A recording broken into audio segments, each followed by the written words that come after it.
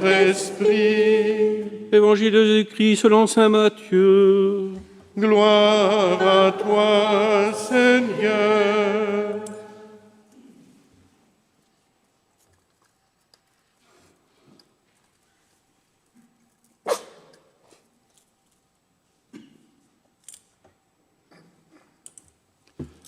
En ce temps-là, voyant les foules, Jésus gravit la montagne.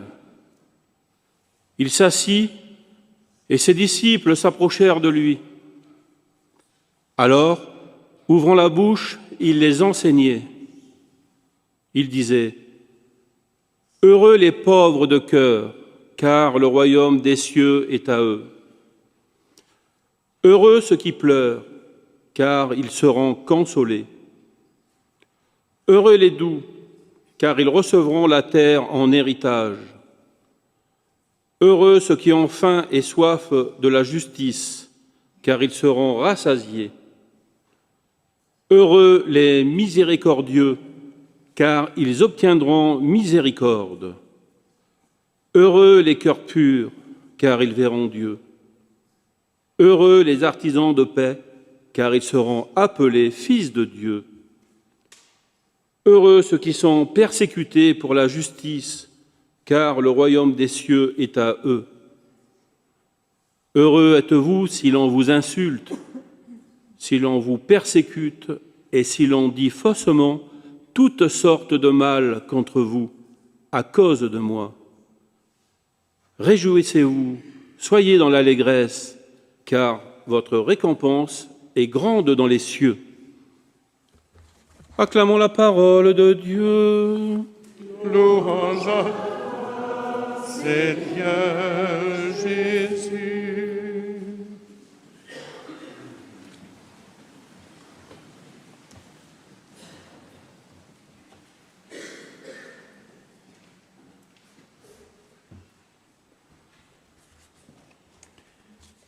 Ah, chers frères et sœurs, comme ce texte des Béatitudes nous est cher. Oui, nous l'aimons parce qu'il renverse en quelque sorte les sécurités du monde, il rejoint nos fragilités les plus secrètes, il rejoint nos faiblesses les plus intimes. Oui, nous l'aimons, ce texte des Béatitudes. Pour autant, nous pourrions avoir la tentation de faire de cette première prise de parole solennelle de Jésus une espèce de charte morale universelle, et on voudrait la mettre en avant et l'annoncer peut-être un peu de but en blanc à ce monde qui ne comprendrait rien au paradoxe évangélique. Heureux ceux qui pleurent, heureux si vous êtes persécutés, qu'est-ce que c'est cette affaire ?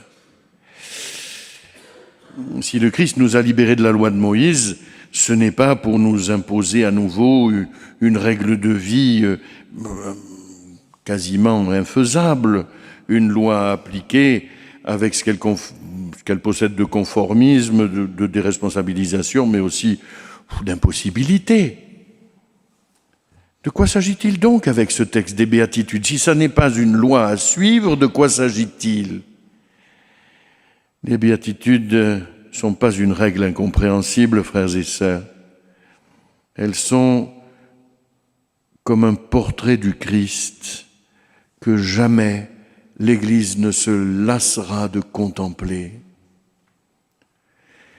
Les Béatitudes, c'est une icône du Sauveur, une présence de sa sainteté, une actualisation du mystère de notre salut.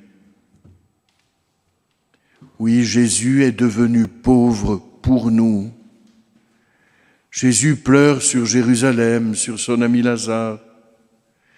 Il est le non-violent contre qui se déchaîne toute la violence du monde. Il est celui qui a faim et soif de la justice divine, jusqu'à ce que, mourant de soif, il expire sur la croix. Il est celui qui révèle et qui réalise au milieu de nous la miséricorde divine. Il a le cœur pur parce qu'éternellement tourné vers le Père.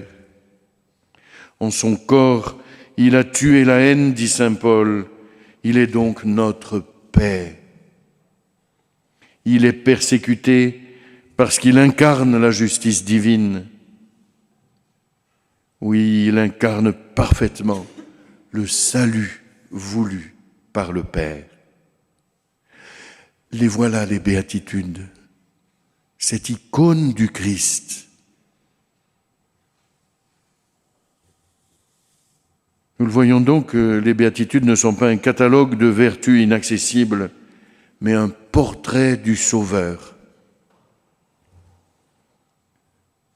Si Matthieu introduit ce discours de façon solennelle, alors, ouvrant la bouche, il se mit à les instruire, c'est parce que ce texte est un véritable trésor qui nous donne de contempler l'intimité du Christ, le mystère de son intimité. Nous le pénétrons dès le premier discours public de Jésus dans les Béatitudes. Nous entrons dans sa mission, dans sa relation au Père, dans sa vie donnée. Les moyens mis en œuvre pour nous sauver sont complètement décalés, Jésus ne vient pas sauver son peuple à coups de millions de dollars ou à coups de chars d'assaut. Non, il délivre le monde d'une manière tellement surprenante que cela nous oblige à une prière dépouillée de tout désir de puissance, d'aller rejoindre le Christ là où il est tout-puissant, c'est-à-dire dans ce portrait de la faiblesse qu'il vient de nous faire. Mais ce portrait est un peu déstabilisant, Nous voudrions un Christ conquérant sur un grand cheval blanc, et voilà, qui défile au son des trompettes. Et ce n'est pas cela que Jésus nous annonce. Et il nous invite à le suivre sur ce chemin. Heureux serez-vous. Alors, c'est notre volonté qui est en cause. Est-ce que nous voulons de ce bonheur-là? Est-ce que nous voulons de ce bonheur-là? Bon, c'est plutôt organisé autrement, Jésus nous propose de partager ce bonheur de la faiblesse qui se donne, des larmes qui sauvent. Notre volonté est en cause. Cette démarche, elle est paradoxale et pourtant, c'est elle qui nous unira à Jésus. Il n'y a pas d'autre chemin, chers amis. On peut aussi regarder de loin ce Jésus admirable et puis rester tranquillement chez soi, dans nos pantoufles. La force, chers amis, n'est que dans la faiblesse pour notre Dieu. Et les béatitudes l'expriment avec éclat. La force de Dieu n'est que dans la faiblesse pour lui. Et saint Paul nous l'a rappelé dans la deuxième lecture. Dieu choisit ce qui est fou, ce qui n'est rien, pour confondre ce qui est. Mais voyez-vous, si nous faisons des efforts pour faire des belles fumées qui vous enfument là au premier rang, pour faire de beaux chants, si on grimpe sur les orgues, si on essaye de se faire beau, mais c'est pour exalter la petitesse et la faiblesse, ce qui n'est rien, ce qui est fou dans le monde. C'est cela. Nos rassemblements du dimanche sont là pour célébrer ce qu'il y a de plus petit, de plus humble, de plus méprisé aux yeux du monde. C'est pour ça qu'on met les petits plats dans les grands le dimanche. C'est pour ça qu'on sonne les cloches. Enfin, non, on ne les sonne pas. Mais la béatitude, elle ne consiste pas donc à se perdre dans le grand tout. Ah, je suis perdu dans le grand tout. Ça y est, youpi. Les chakras sont ouverts, formidable. Mais elle consiste bien à conformer notre vie à la croix du Christ. Et dès le début de sa vie publique, Jésus annonce le programme.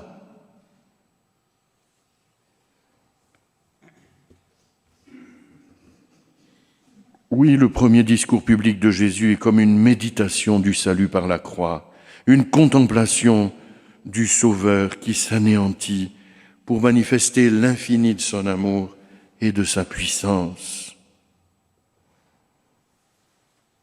C'est sa manière d'être tout-puissant à notre Dieu, c'est de tout donner. Redécouvrons les béatitudes, chers amis. Regardons pour ça la Vierge Marie. Regardons Benoîte, ici. Elle n'était rien aux yeux du monde. Déjà, elles étaient des femmes, c'était mal parti. En plus, qu'est-ce que vous voulez faire? Elles sont pauvres. En plus, elles sont croyantes, alors là, elles sont devenues une icône du Christ pour tous. Pour tous. Elles sont devenues une icône du Christ. Ce sanctuaire que nous aimons tant est une chance, chers amis, pour vivre les béatitudes, pour les prendre au sérieux et continuer l'œuvre de salut, confiée aux pauvres et aux petits. Oui, notre pauvreté et nos larmes ont un pouvoir quand elles deviennent la pauvreté et les larmes du Christ. Amen.